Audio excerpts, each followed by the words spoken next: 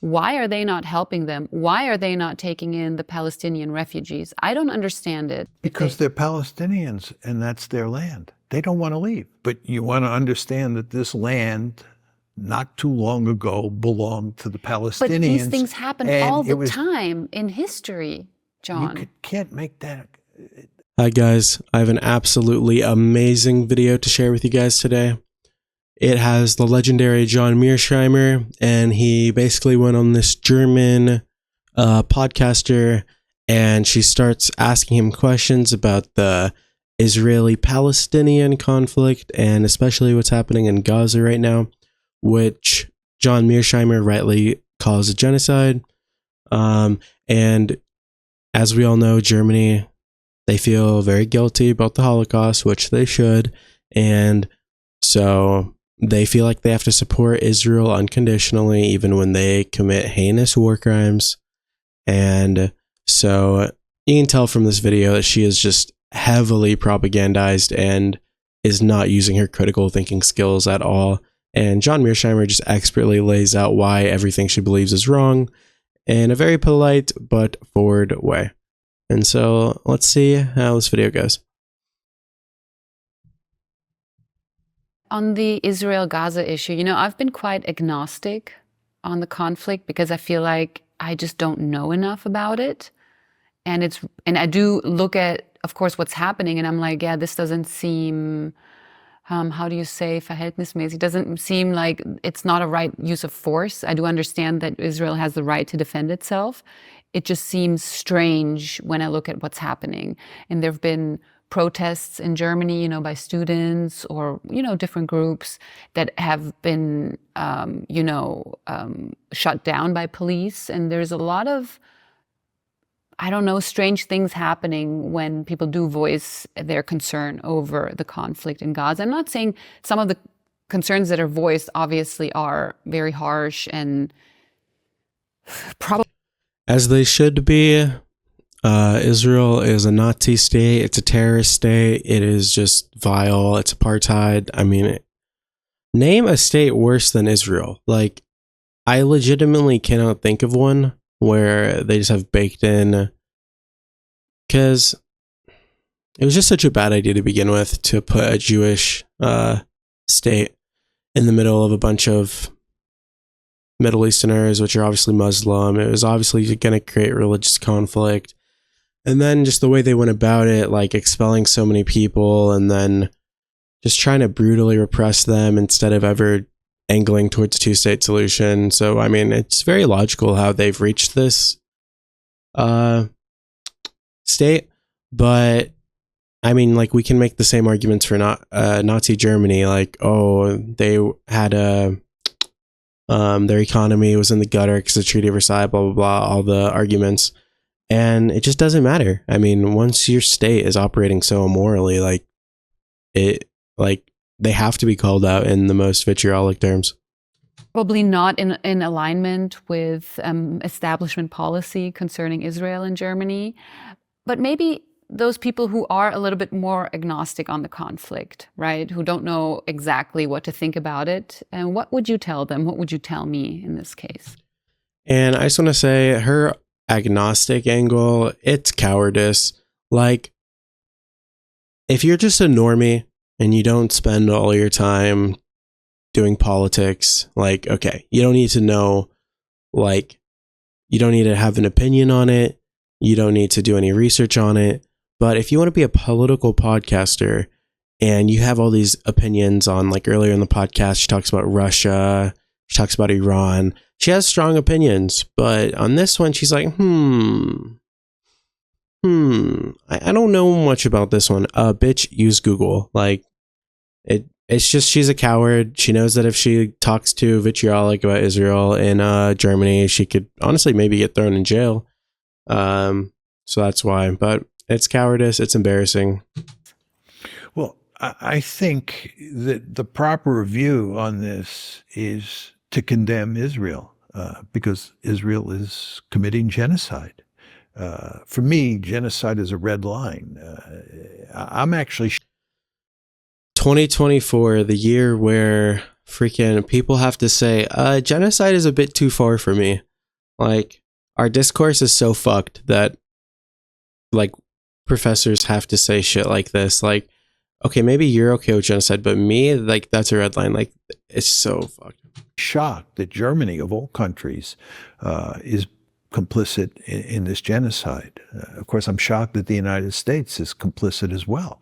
Both Germany and the United States, for moral reasons, and I even believe strategic reasons, certainly in the American case, we should be shutting this genocide down. We should have stopped it in its tracks. It should have never happened. And the Germans should have played a key role. They should have been shoulder to shoulder with us in stopping this genocide. This is just unacceptable to me from a moral point of view. And this is a case where the strategic logic and the moral logic line up. But that's not what has happened. Can you explain to me, because I think a year ago, maybe not quite a year, you called it a massacre, and then you switched and you declared it a genocide. Maybe you can explain that. Yeah. I think after October 7th, the Israelis saw an opportunity to cleanse Gaza. And what they thought was they could pummel Gaza mainly with bombs dropped from aircraft, but also from tanks that were used to level buildings. They could start to make Gaza look unlivable. They could start to move people out of northern Gaza into southern Gaza, which they were very successful at doing. And this would end up pushing all the Palestinians, or most of the Palestinians, out of Gaza. So they had a punishment campaign aimed at civilians that was designed to ethnically cleanse. The problem is they were not successful in pushing the Palestinians out. The Palestinians didn't leave. So they continued to pummel the Palestinians. They continued to bomb. They continued to drive more and more Palestinians out of their homes. They began to pursue a starvation strategy. And what happened was, because ethnic cleansing didn't work, it morphed into a genocide. It was just mass killing to start, but then it became a genocide. And this is why in December, South Africa went to the International Court of Justice. It was at the end of December that they filed their brief with the International Court of Justice. And I think it was in January when the International Court of Justice said that there was sufficient evidence to make a plausible case that Israel was committing genocide. So that's why I changed my view. I don't think it started out as a genocide. I don't think the Israelis were intent on murdering most of the Palestinians or a substantial portion of the Palestinians. I think they were interested in just ethnically cleansing. And in an ideal world, they would have been able to snap their fingers and the Palestinians would have been gone. Very important to understand, Jasmin, that inside... I think that is probably the most accurate summary of what has occurred since October 7th. In the mainstream media in the West and our government, they just talk about how they're going after Hamas, but it's obviously bullshit. You see that, like, the majority of people they're killing are like toddlers and like 5 to 9 year olds. Like, yeah, you're going after Hamas, buddy. Yeah, sure. You just keep missing, I guess. Like, it's obvious that they did intentionally kill civilians. And the question is, well, why did they do that? It doesn't really make sense if you don't, like, you have to think like, well, how can that be like a strategic goal? Like, maybe it could just be for revenge. Like, they're just mad, and so they're like, well, let's just murder their, like, innocents because they killed our innocents. But I think it was a mixture of that and the fact that their ultimate goal was ethnic cleansing, as there were leaked government documents that talked about it, and there were also I mean, people were literally saying, like, oh, this is the Nakba 2.0, which the Nakba was the initial ethnic cleansing of Palestine, where they cleansed 750,000 people, didn't let them return back to their homes. Put that into context in U.S. terms, in the Trail of Tears, we cleansed 60,000 Native Americans. We feel shame for this because it was an awful, horrible thing to do. But in Israel, they just look at that and they're like, what if we did that, but just with, like, how many more people? Like, an insane amount more people, because they're evil. And well, actually, they're not evil, but like they just are in such a dog shit position now. They created an apartheid state, as John is about to explain. And so he'll explain now why ethnic cleansing is like the only way out for Israel. I mean, they could have, he'll explain. Greater Israel. Greater Israel is the Israel that was created in 1948, plus the West Bank, plus Gaza. Those three big chunks of territory comprise Greater Israel. Inside Greater Israel, there are roughly 7.3 million Jews and 7.3 million Palestinians, okay? And when you have a system like that, you can't have a true democracy, especially when you look at Palestinian birth rates versus Jewish birth rates inside Greater Israel, right? So you can't have a democracy. They don't want a two-state solution. They want to maintain Greater Israel. So how do you make it work? And the answer is you create an apartheid state. Israel is an apartheid state. It's, again, politically incorrect to say this in the West, but In Germany as well. Of yeah, course. in Germany and in And this is why John is a real nigga, because he's not scared. He will say it. He will stand up for what is right, even though it would be much more easier for him as if he wants to go around getting lucrative podcast interviews and stuff. It'd be much more in his interest to just never talk about this, not call Israel an apartheid state, even though it's obvious. It's like in the West, like we just like pretend like it's like a completely normal country where they treat people with dignity, and one only democracy in the Middle East. An apartheid state cannot be a democracy. I'm sorry. in the United States and in Britain, right? Again, this is why the mainstream media avoids people like me and people like Jeff Sachs, because we say Israel is an apartheid state. But as I often point out to people, Amnesty International, Human Rights Watch, and B'Tselem, which is the leading human rights organization inside of Israel, those three human rights organizations, these are blue chip human rights organizations. All three of them have produced large reports, substantial reports, well documented, making the case that Israel is an apartheid state. And anybody who's ever been there, like me, knows it's an apartheid state. But the Israelis would like to put an end to that. They know what happened to South Africa. They don't want to remain an apartheid state. And the question is, how do you put an end to being an apartheid state when you don't want a two-state solution? You don't want to give the Palestinians a state, right? And you don't want to go to democracy, because if you go to democracy, it won't be a Jewish state. It'll be a Palestinian state in due course, right? The way you do it is you cleanse. Ethnic cleansing is a way of dealing with the apartheid problem. That's what's going on here. They want as few Palestinians in their midst as possible.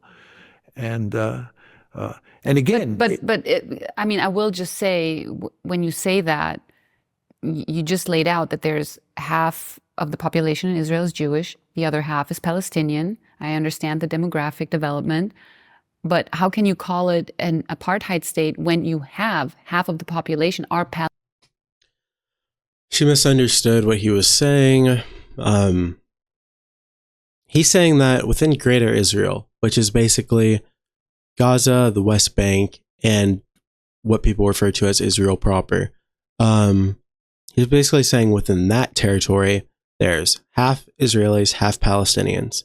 And then now it sounds like she's confused, and she's saying she thought he meant like inside proper Israel.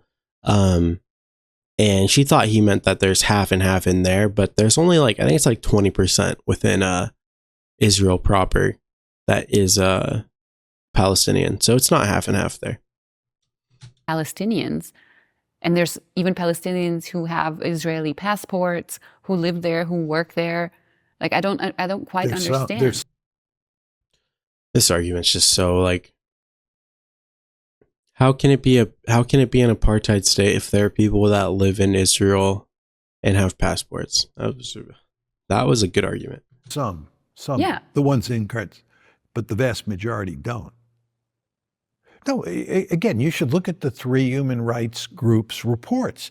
This is a system of domination, right? Look at Gaza. I mean, why do you think October 7th happened? If you listen to Israelis, And Israel's supporters in the United States, and many Germans, I'm sure, talk about what happened on October 7th. You would think that the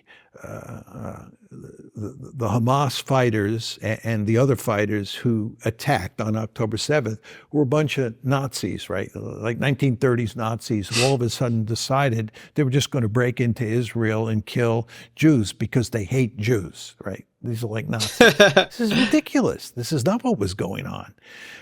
Gaza was a giant open-air prison, or if you want, a giant concentration camp. Life inside Gaza was absolutely horrible. This is why people call Greater Israel an apartheid state.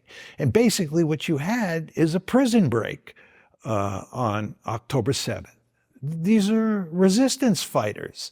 These are people who were unwilling to live anymore in a concentration camp or this giant open-air prison. But the thing is with Gaza, his language is triggering her. I mean, he's completely right. Like, I've noticed that I think, like, from the start of this conflict to now, his language has gotten much more severe. Like, referring to Gaza as a concentration camp, I don't think he would have done that before, but I think now he is starting to understand that, like, this is a dire, like, very dire situation, and using this, like, triggering language, if it wasn't accurate, it would be wrong, but it is accurate. I mean, like, I don't know how you couldn't call it a concentration camp. Like, they moved them in there. They control the what goes in and what goes out. They don't let them have an airport. They can't use the sea. So, like, how is it not a concentration camp? And he called them Hamas resistance fighters, which is like, yeah, I mean, they can be both. People are like terrorists or resistance fighter, but they can be both. They're terrorists and they're also resistance fighters. They want to not live in an apartheid state. And who can blame them?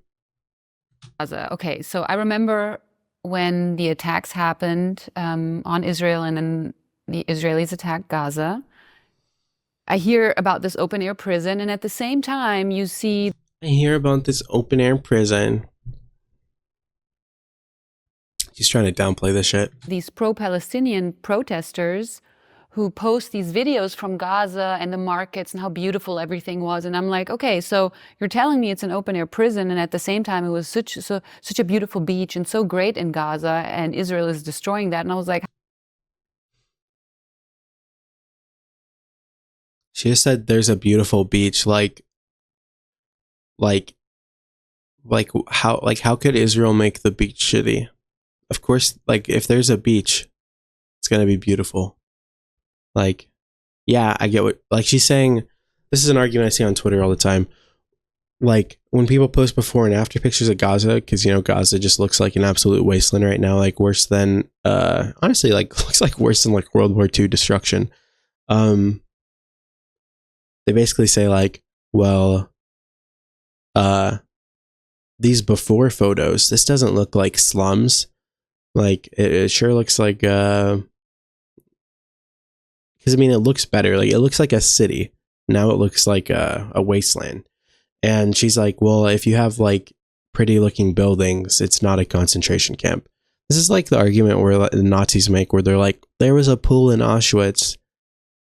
You're telling me it was a death camp, but there was a pool. Why would they give them a pool if it's a death camp? Like, it's a lazy argument.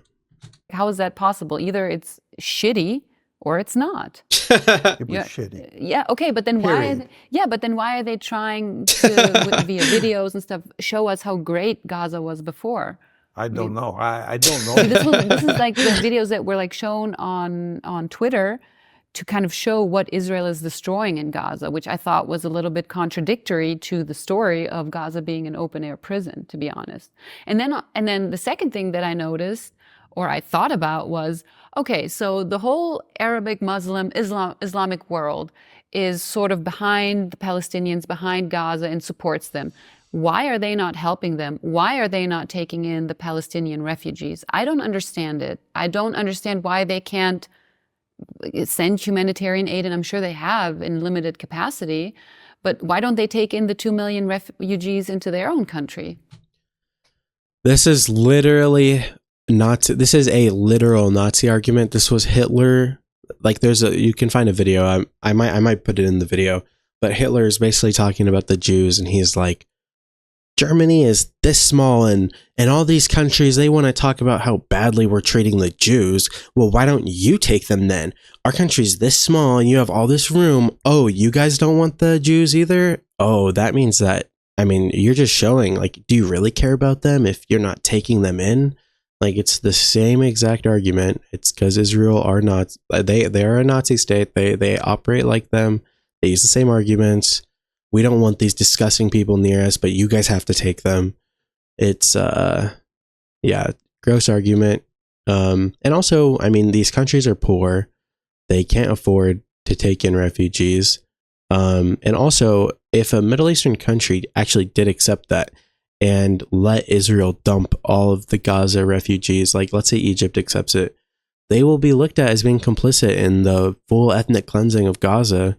And which, I mean, the prospects of a Palestinian state are already dire, but like if you let that happen, it like makes it even less likely, and it hurts the Palestinian cause a lot.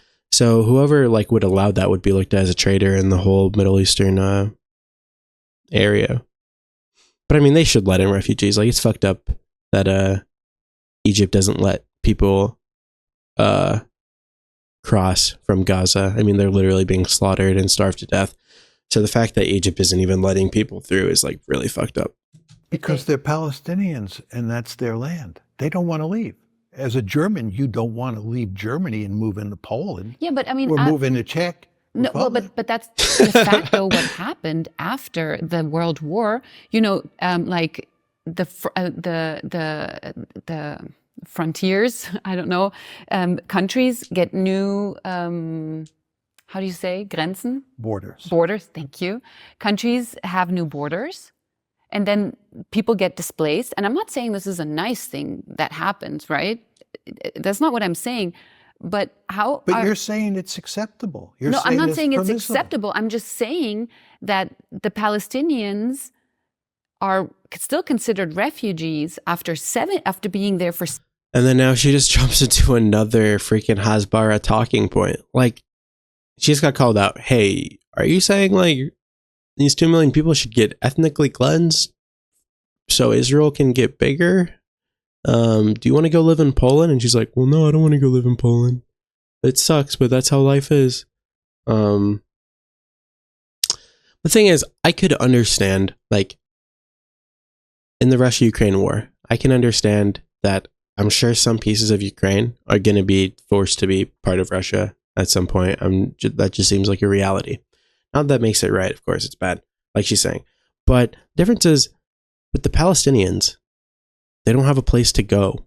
Like, you can't just dump them into Egypt and then just make them never be able to have citizenship anywhere. Like, you never have a safe country to be in. Like, Ukrainians, it's gonna suck when like they lose territory and like some of the people have to like lose their homes and they have to resettle in the new Ukraine. But like in Palestine, like where are they supposed to go? Like Egypt, like they're probably not gonna get citizenship somewhere else. It's not like they'll never have, like, she's basically saying like it's okay. I mean, it's just genocide. Like, to say like, okay, 2 million people leave and then eventually it's going to be in the West Bank. Oh, you guys got to leave too. And then, like, what the hell? 70 years, why are they still considered refugees? It's not like in Germany or after all the displacement happened after the Second World War. Because this is their land. In fact, they want their land back. That's what Hamas is all about. If you go back to 1900, there are hardly any Jews in what is today I understand Greater that. Israel. Okay, so and this is why I'm probably so agnostic. And the Zionists came in and she started getting mocked, and now she's like, that's why I'm agnostic on the issue. You aren't agnostic. You are just spitting out Israeli talking points one after another. And they took the land. But that's not exactly what happened, is it? That is exactly what happened. That is literally exactly what happened. I mean, there was like a declaration. There was something going on with the Brits, right? Yeah, the Brits got to decide whose land was whose in the Middle East. That makes a lot of sense. Good one. It gave the Israelis the land, or the You think Jews? the British had the right to give the No, that's not what Palestinians I'm land? saying. But and this is why I'm so agnostic on this See, every time she loses a point, she just says, "This is why I'm so agnostic on the issue." because I am not very sure about certain historical facts. And I'm just like, this whole mess down there just seems to me like this black box of, I don't know, of unfortunate historic events. Because I don't want the Jews all of a sudden to not have a country either. Is that understandable? I fully understand why the Israelis want their own country, right? But you want to understand that this land, not too long ago, belonged to the Palestinians. But these things happen all the time in history, John. You can't make that. Of but course, they do. People get displaced, and I'm not saying.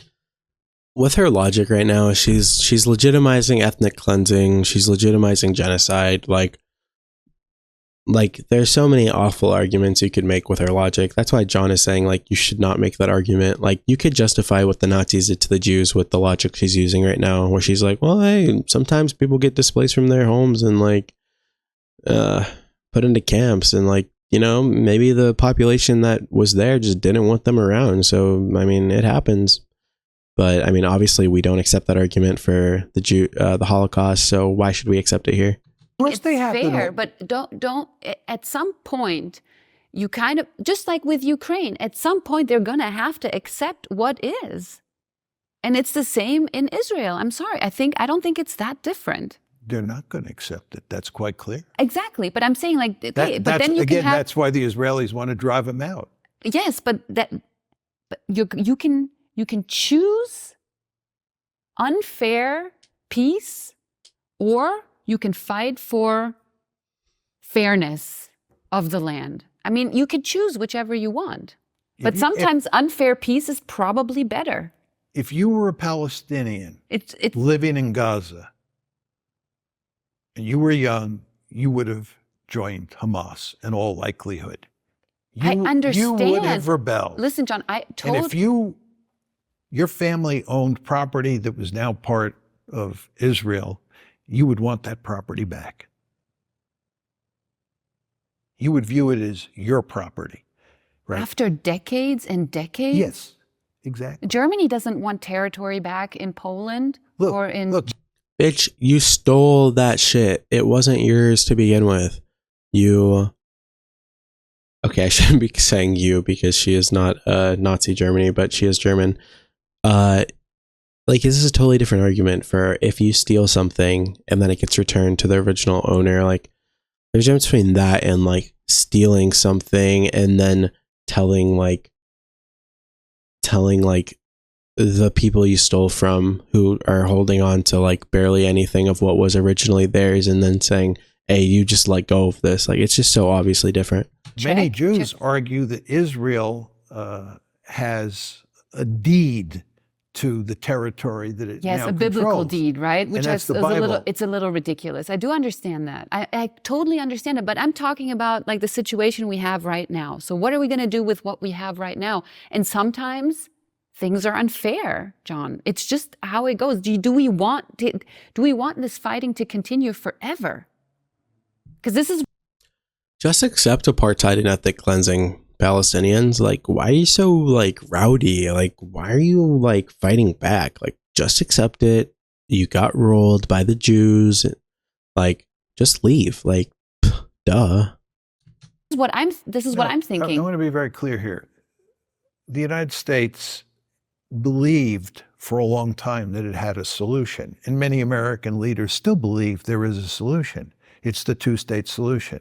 In other words, divide the land, divide Greater Israel, give the Palestinians a viable state of their own. This is the two-state solution. This is not a viable solution. You've said so yourself. This is not going to happen. That's right. But why is it not a viable solution? Well, probably because Israelis don't want to give them their land. That's right? correct. Yeah. That's right. See, and this is the most evil position because I was thinking about this a lot. When I didn't know much about the conflict, the only reason why I was somewhat open to the Israeli side was because I thought that they genuinely were interested in a two states. This is the propaganda they spew. that they are interested in a two-state solution and the Palestinians aren't. And once I realized that that wasn't true, and that they were actually just going to indefinitely keep the Palestinians in an apartheid state or try to ethnically cleanse them, the Israeli position is undefendable. It's not defendable after that. So the fact that she knows that the Israelis are the reason why there's no two-state solution, and she still supports them and still supports Palestinians just getting over it, like, that's wild to me. Right. I recognize Well, that. if they don't give them their land, you can then expect the Palestinians to fight back. Okay, I understand this, and I totally understand. I understand that when you're a young person in Gaza and you've seen your family be killed by an IDF attack or what, I understand it completely. I just wonder for how long do we want to continue this conflict? Whose way? Well, I mean, it's not only, It's for how long do the Palestinians want to continue to resist? And for how long do the Israelis want to continue? Well, it's not just between Israel and the Palestinians, is it? There's obviously a global community that is involved. The global community is largely ineffectual because of the United States. You pointed out that Steve Walt and I wrote this book. The United States basically supports Israel. But that's why I'm saying there's other countries involved. It's not just Israel and the resistance in Gaza. Yeah, but the country that's involved that matters is the United States, and it's joined at the hip with Israel. It does basically what Israel wants. Well, we wanted a two-state solution. It's just very important to understand that. Every president from Jimmy Carter forward was deeply committed to creating a two-state solution. We could not get a two-state. R.I.P. Jimmy Carter. Couldn't see an end to the apartheid. He fought for it, but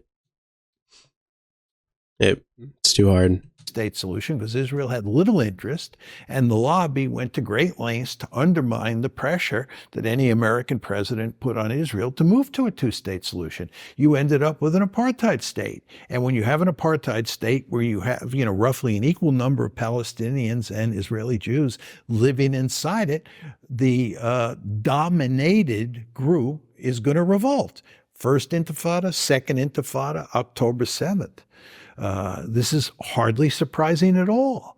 And the question on the table is, can you beat the Palestinians into submission? When I listen to you talk, I think of Zev Jabotinsky, and his concept of the iron wall in the 1920s and 30s. Jabotinsky believed that Israel could use the big stick to beat the Palestinians into submission. That's not what I was saying, John. That is exactly what she was saying. She was saying, Israel isn't going to do a two-state solution. You're not going to get voting rights. So you have to accept just living in an apartheid state. And the way that it's going to be upheld has to be through force. If you're not going to give any concessions, political concessions, what else are you going to do other than bombs and shit? Like, I don't know how she doesn't understand that that's the exact argument she's making. No, you were saying after all these decades, all these years of fighting and not... I just want the fighting to stop. I don't want anybody to beat anybody with a stick. I agree. But how are you going to get this fighting to stop? I understand that there's not an easy solution to that. It just seems like there's no point to it. It's just like this spiral that we're in, and it's just continuing. Yeah, I do understand what you're saying. I just don't want to be compared to probably a Zionist who wants to beat the Palestinians with a stick. But no, I wasn't. That was not my point. My point was that Jabotinsky believed that the Palestinians, after so many years of all of this horribleness, would come to the realization that it just has to stop and we would get peace. And that's, I think, where you were going. This just needs to end, right? The Israelis have been clobbering the Palestinians for so long. It's clear the Israelis are not going to cut the Palestinians any slack. Therefore, it's time for the Palestinians to recognize reality and put an end to this. That was Jabotinsky's view. That was the iron wall. You could beat the Palestinians into submission. What I'm telling you is that's not the way the world works. And what is happening here, if anything, is you are radicalizing the Palestinians, you are radicalizing the Arab world, and making it more difficult to get a two-state solution. In fact, I would argue it's impossible. And just to take this one step further, it's not just Hezbollah who has been supporting Hamas. There's one other group that has actually come to the aid of Hamas, and that's the Houthis. And the Houthis are not much of a fighting force vis-a-vis Israel at this point in time, but over time, they're going to get rockets, they're going to get missiles, cruise missiles, ballistic missiles, they're going to get drones, and they're going to be a major thorn in the side of the Israelis. So the Israelis have this situation where they have Hezbollah, Iran, the Palestinians, to include Hamas, the Houthis. They have rockets and missiles, which Israel can only deal with to a limited extent. This is a terrible situation in terms of an external threat environment. And then when you look at the internal threat environment, you've got this huge number of Palestinians in your midst. And furthermore, you have all these centrifugal forces inside the Jewish community in Israel. You want to remember, before October 7th, I read the Israeli newspapers every day, the ones that are in English anyway. But before October 7th, they were talking about a civil war in Israel over judicial reforms, reforming the Supreme Court. It was a bitter fight.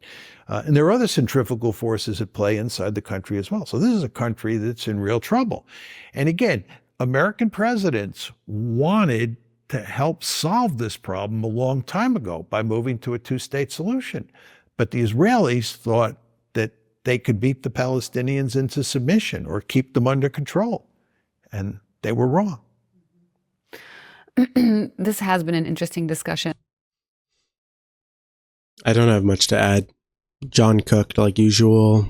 I don't get how she doesn't understand that. Like it's the exact argument she was making. She was saying, like, why don't the Palestinians get it? They lost. Why don't they just leave? Like, yeah, that's saying, like, or like maybe not leave, but why don't they just accept like secondary, third class citizen, not even any citizenship, like third class like rights. That's, I mean, yeah, you're basically saying beat them into submission, make them like fear fighting you.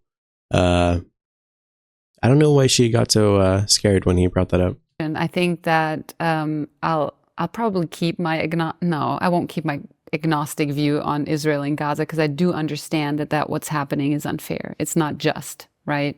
Like, you can't just go about killing tens of thousands. The genocide people. is more than unfair. Yeah. I mean, for me, genocide is a red line. And, as soon as I see... I think I have trouble using that word, to be honest. Like, and maybe it's because I'm in Germany and I'm afraid to say something like that, You would get in trouble in Germany. I guess I am a little bit afraid. Germany has basically abandoned free speech on this issue.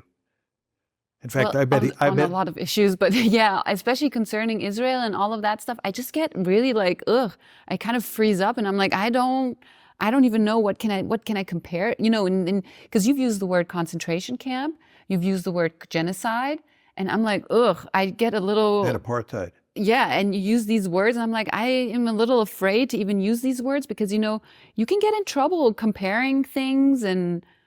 I think that's correct. Yeah. I think there's no doubt about that. Yeah. But that's the power of the lobby, right? See, the lobby goes to great lengths to control the discourse.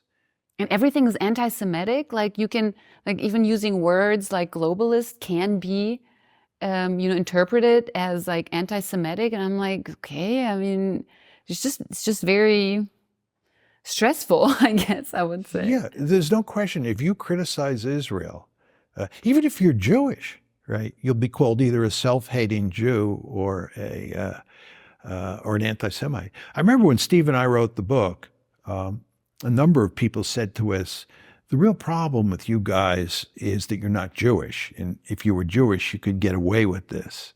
And we told people at the time, and I would say it again now, that's not true. They don't care whether you're Jewish or not. Just look at Norman Finkelstein. They've gone to enormous lengths to destroy Norman's career and destroy Norman's life.